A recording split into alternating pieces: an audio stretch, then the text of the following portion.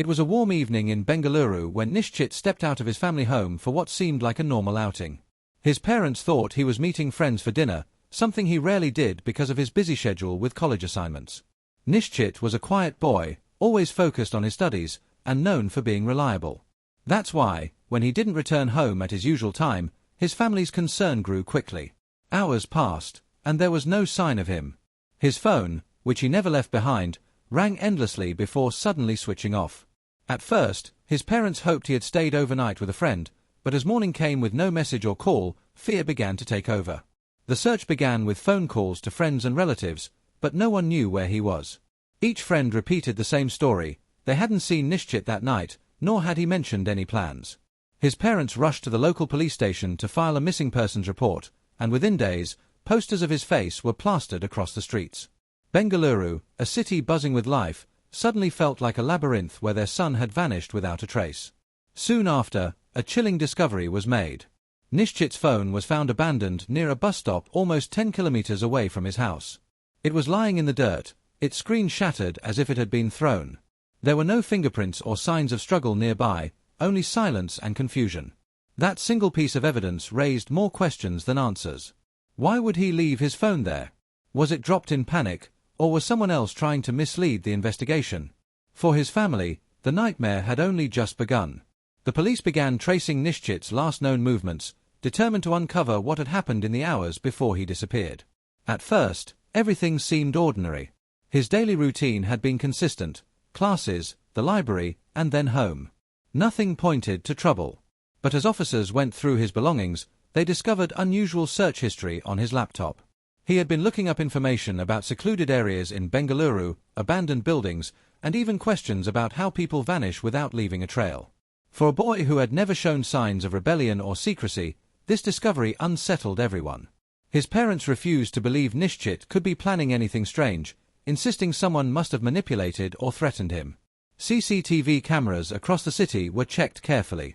For nearly 2 days, there was no sign of him until footage finally emerged from a busy market near the outskirts. There, among the bustling crowd, Nishchit was seen walking quickly, his face tense and focused. But what captured attention was the figure walking beside him, a man dressed in a black hoodie with the hood pulled tight, obscuring his face. The footage showed them talking, though Nishchit appeared uneasy. Within minutes, both figures disappeared into a narrow lane where cameras could no longer follow. That was the last confirmed sighting of him. Investigators considered several theories. Was this stranger a friend, a guide, or someone dangerous? Nobody could identify him. The man in the hoodie became the central mystery. If Nishchit had chosen to disappear, why would he meet someone in such secrecy? And if he was forced, why hadn't anyone heard a struggle in the crowded market? Each clue seemed to create more doubt, as though the truth was deliberately hidden behind a carefully planned trail. As the investigation pressed forward, Nishchit's life began to reveal a side that no one in his family had ever known. His friends were the first to admit that Nishchit had been secretive in recent months, spending long hours on his laptop, often late into the night. While everyone assumed he was working on college projects, it soon became clear that he was involved in something much more complex. Police traced his online accounts and discovered a series of encrypted emails exchanged with anonymous clients. These messages revealed that Nishchit had been offering his skills as a freelance coder to people who paid him in cryptocurrency, leaving no easy trail to follow. The work he was doing was not simple website design or school assignments. Instead, he was building tools that could secretly access personal data and bypass security systems. To anyone else, it was clear this was illegal, but to a young student like Nishchit, it may have seemed like an exciting challenge. He was earning amounts of money far beyond what a student could normally make, and yet, curiously, most of that money had already vanished from his digital wallets. Whether it was stolen from him or handed over to someone else remained unclear. Investigators also learned that one of his last projects came with strict conditions. The client demanded absolute secrecy and pushed him to finish quickly. The tone of the email suggested pressure, as if Nishchit was being forced into something he could not refuse. His sudden disappearance no longer seemed random. Instead, it looked as though he had become entangled in a dangerous web of cybercrime. The boy his parents thought they knew was living a double life, and unraveling it was the only way to understand what had really happened to him. Just as investigators were beginning to believe that Nishchit had been the victim of cybercriminals who silenced him, a shocking twist altered the course of the case. A call came from the outskirts of Bengaluru where locals had reported smoke rising from an abandoned stretch of road late at night. By the time police arrived, they found the charred remains of a car reduced to a blackened shell. Inside the vehicle were human remains, burned beyond recognition. At first glance, it seemed like the tragic ending everyone had feared.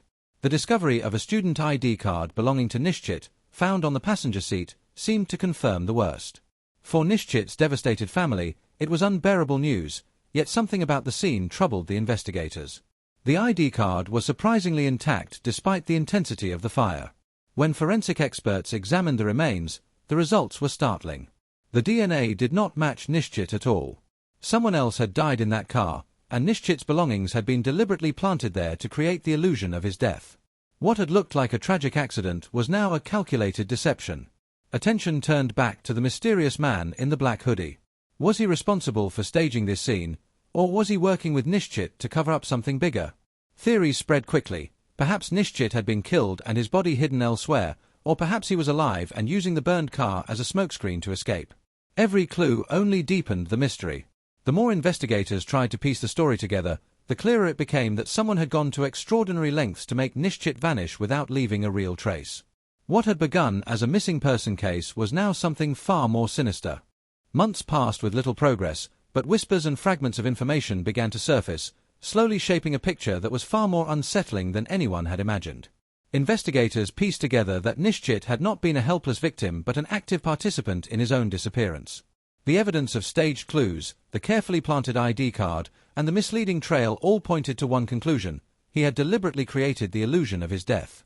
The mysterious man in the hoodie was no longer viewed as an abductor but as an accomplice, someone who had helped Nishchit slip away from his old life. The reason behind his actions lay in the dangerous world he had entered. By developing illegal software for shadowy clients, Nishchit had attracted people who operated far beyond the reach of ordinary law. It became clear that he had realized the gravity of his situation too late. Whether out of fear, guilt, or greed, he chose to vanish before those around him could discover the truth. The burned car and planted evidence were not signs of his murder but rather tools to erase himself from Bengaluru and from his family's world. Yet, the disappearance was not without consequences. His family was left in a permanent state of uncertainty, unable to grieve or find closure. Rumors spread through the city, sightings of someone resembling Nishchit in distant places, reports of a young man using false identities, whispers that he had joined a network of cybercriminals abroad. Nothing was ever confirmed. What became undeniable was that Nishchit's story was no longer just about a missing student, it had transformed into a haunting urban legend. Bengaluru would remember him not as a boy who was lost but as someone who deliberately chose to become a ghost, leaving behind only questions that may never be answered.